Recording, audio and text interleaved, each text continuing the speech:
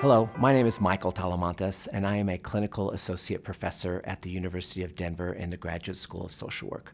I also work closely on the Workforce Committee for the State Innovation Model. The Office of Behavioral Health, in collaboration with the Colorado State Innovation Model Grant, has developed 3 training modules around the topic of substance use disorders.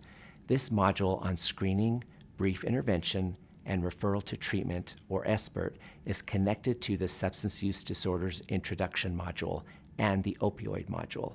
We highly recommend that you watch all 3 videos to ensure a comprehensive understanding of integrated whole patient care related to substance use and substance-induced disorders. Our goal in this video is to examine the value and importance for primary care team members to address risky substance use and substance use disorders during a patient encounter and provide you with tools to help move efficiently through this process. We will discuss key points related to screening, assessment, and options for treatment or referrals, and accommodations for differences between children, adolescents, adults, and older adults, as well as any similarities. Hi, I'm Jody Lockhart, a program manager at the Colorado Department of Human Services, Office of Behavioral Health. According to the Substance Abuse and Mental Health Services Administration, screening, brief intervention, and referral to treatment, also known as SBIRT, was originally developed as a comprehensive public health approach.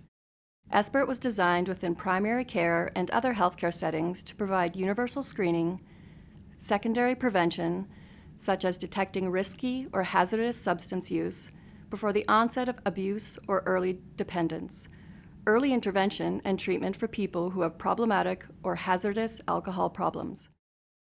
One of the most pressing issues facing healthcare today is the identification of risky substance use and treatment of substance use disorders. We recognize the need to equip and prepare the non-behavioral health members of an integrated primary care team to assess, screen, identify, and treat or refer patients of all ages.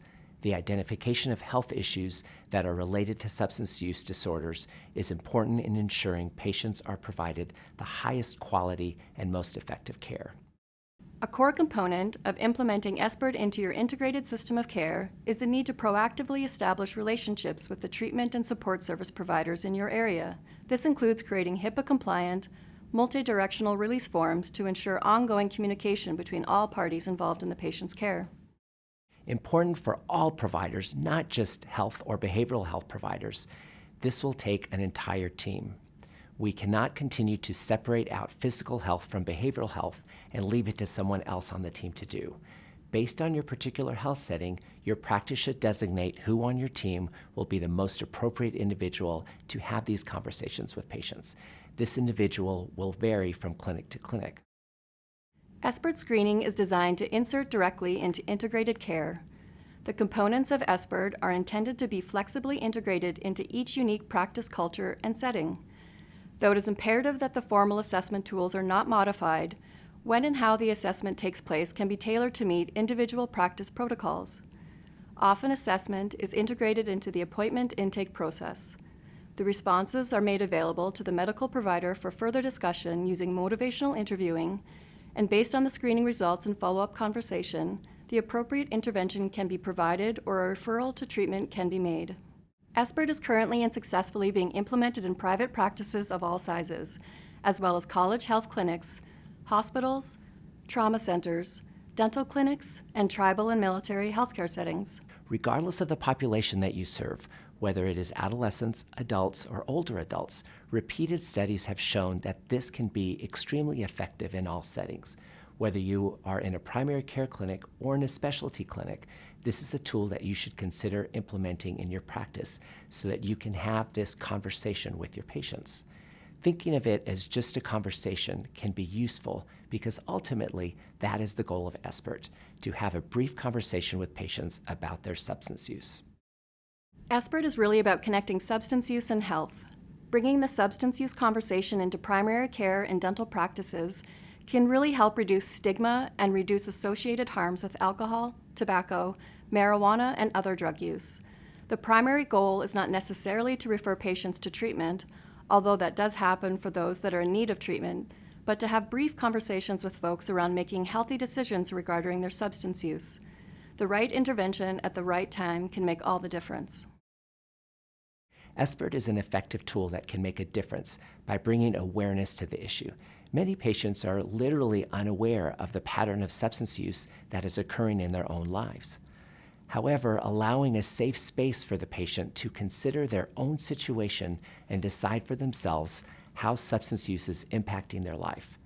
This is not a time to lecture or scold the patient, but to really raise awareness about this issue. Educate the patient to understand what exactly risky substance use is.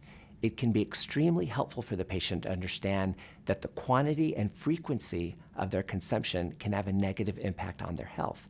Many patients have never even heard this information before. Be sure to enhance the possibility for a teachable moment. What if it makes a difference for this patient? Then the small amount of time that it took to have this conversation would have had a long-lasting impact on the patient's life. Even if the patient is not quite ready to make a change in their lives yet, this can lay the groundwork for them to consider making a change in the future. It can truly impact them the next time they take that next drink or use that next substance. It can definitely plant a seed to impact their future substance use. My name's Joanna Spinosa. I'm a health educator at Denver Health. I started with SBIRT Colorado in January of 2014 and currently provide SBIRT services for patients at our clinic. SBIRT is a model. It's very simple to use, but in our clinic, every patient that comes in gets asked 6 questions about tobacco, alcohol, and substance use. If they are positive for any of those questions, then I go in and provide a longer intervention with the patient. We don't always see the change right away. It might be that the patient hasn't considered change before, but having the SBIRT conversation plants the seed of change. This means that we're planting the thought in the person's head, and they might think about it later on. Something might bring up our conversation, and they might start really thinking about making some changes. So this is when sometimes multiple interventions are more effective. If we see the patient in clinic again, this is a great opportunity to have a follow-up and bring it up. Oftentimes, when we talk to them again and bring up the topic, they say, hey, I've been thinking about this since we had the conversation, and I am ready to set a quick date, or I am ready to set a number of drinks I want to cut down by. Through motivational interviewing techniques, we should emphasize the patient's strengths, as this information can be very empowering to the patient and allow them to make some important choices in their lives. We all have types of misconceptions and misgivings about whether we should even bring up this topic of substance use in the first place. We worry whether the patient will become angry or about the assumptions as to whether we think this patient is even at risk in the first place. We should all be comfortable with following the SBIRT steps for everyone. If a patient is not at risk, then the patient will clarify that, and then you can move on. You don't want to miss an opportunity.